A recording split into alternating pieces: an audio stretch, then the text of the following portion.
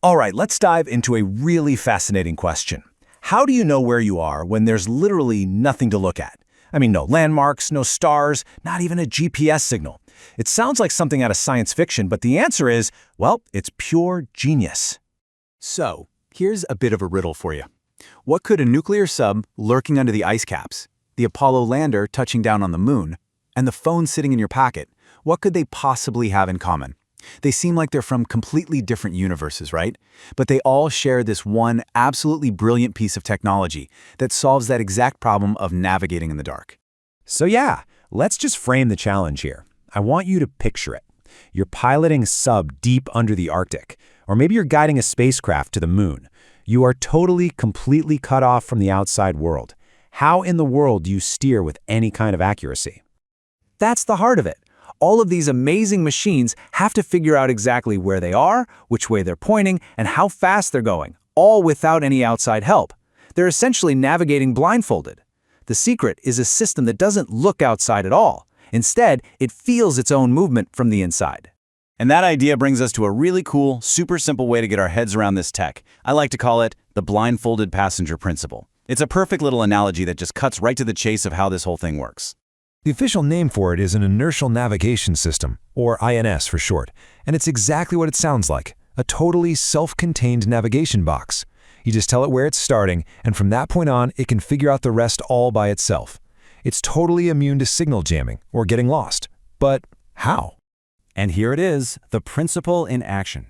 Just imagine you're sitting in the passenger seat of a car with a blindfold on, okay? Even though you can't see a thing, you can feel the car speeding up, right? You get pushed back in your seat. You can feel it when it turns left or right. You can feel it going up a hill or down a dip. If you paid really, really close attention to just those feelings, those forces, you could actually, in theory, map out your entire trip. Well, that is exactly what an inertial navigation system does. So to pull this off, the INS uses two main types of sensors to get that feeling of motion. First up, you've got accelerometers. These are the sensors that feel those pushes and pulls, the feeling of getting pushed back in your seat. They measure straight-line acceleration. And second, you've got gyroscopes.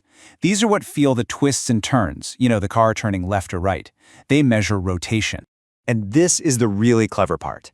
The system has three of each. As you see on the left, there's one accelerometer for each direction, forward and backward, side to side, and up and down. And on the right, the gyroscopes do the exact same thing but for rotation.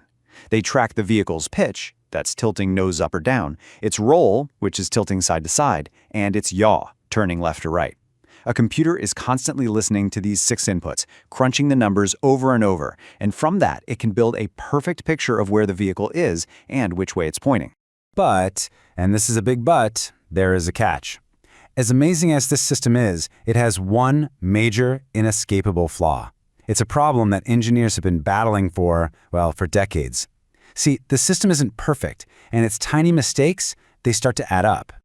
They call this flaw integration drift. Think about it for a second. Every single measurement taken by those sensors has a teeny tiny microscopic error. It's unavoidable. Now the computer is adding up, or integrating, millions of these measurements every single second. Well, it adds up those tiny errors too, and over time, they compound, creating bigger and bigger mistakes in where the computer thinks it is. The system slowly but surely begins to drift away from reality. 50 meters, that's about 164 feet. To give you some perspective, that's roughly half a football field. And that 50 meters is a really big deal, because even a top-of-the-line military-grade inertial navigation system will build up that half a football field error in just 17 minutes. Now, for a missile flight that's over in minutes, that's probably fine. But what about a submarine on a patrol for a month? That tiny error just keeps growing into a massive, massive problem. This chart here really helps put it all into perspective. You can see systems like GPS right there in the center, accurate to within just a few meters. But that inertial ring, which shows its accuracy after about an hour, well, it's way bigger. The INS is good for sure, but over time, it just can't hang with systems that have an outside source to double-check their work. But look, even with its flaws, the INC's was an absolute game changer. And its history is amazing. It basically tracks the entire story of modern electronics, from these huge, room-sized Cold War machines all the way down to the tiny little chip in the palm of your hand. Seriously, the journey is just incredible. It all kicks off with the German V-2 rockets back in World War II using these really basic gyros.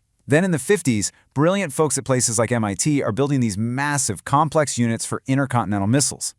By the 60s, a more refined version of that same tech is what guided the Apollo astronauts all the way to the moon and back. And today, the very same principles are at work inside these microscopic chips called MEMS, the things that power the navigation in our phones and our drones. We're talking about a technology that went from the size of a refrigerator to something you literally can't even see. I mean, just look at this contrast. It is absolutely stunning. On the left, that's the inertial measurement unit from the Apollo spacecraft, a total masterpiece of spinning metal gyros, gimbals, and motors. On the right, that's a modern MEMS gyroscope. It does the exact same job, but it has 0 moving parts and it's etched onto a sliver of silicon smaller than your pinky nail. What an evolution. So you might be thinking, okay, if INS has this drip problem and we have super accurate GPS now, isn't INS kind of obsolete? And the answer is no, not at all. In fact, it's probably more important than ever, because it turns out that these two systems are like the perfect partners. Let's just break it down. Look at GPS. Its strength is that it's unbelievably accurate over the long run. But its huge weakness? It needs to hear those faint signals from satellites, which can easily get blocked by buildings, tunnels, or even jammed on purpose.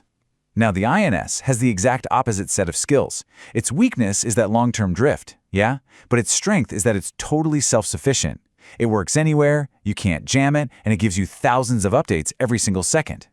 And that's how they become this perfect team. The INS is always running, giving you this super smooth, constant stream of data on where you are. Then, every second or so, a signal from GPS pops in and says, hey, you've drifted a tiny bit, let me correct that for you. And what happens when you drive into a tunnel and lose that GPS signal? The INS just takes over seamlessly, tracking your position perfectly until you come out the other side and GPS can link back up. It is truly the best of both worlds. And that really brings us to a final, pretty critical thought. This humble inertial navigation system, it was born out of a need to guide Cold War rockets and submarines. But today, in an age where we rely so heavily on these vulnerable signals like GPS, an age of signal jamming and cyber threats, that original skill, the ability to navigate independently, to find our way completely in the dark, well, it might just be more vital than it has ever been. What do you think?